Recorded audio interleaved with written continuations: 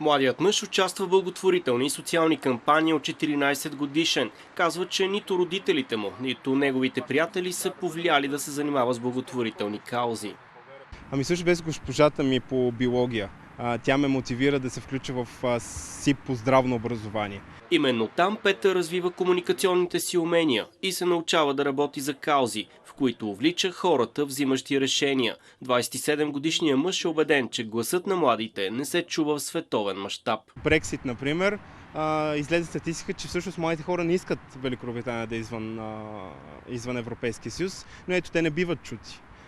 Зад кампанията на Петър за ООН не стои нито българското правителство, нито някоя от партиите в страната, на която да е член в младежката организация. И въпреки това, Петър смята, че има голяма подкрепа зад гърба си. Не съм сам, аз имам всички 28 организации зад гърба си, които са от цял свят, не само от България.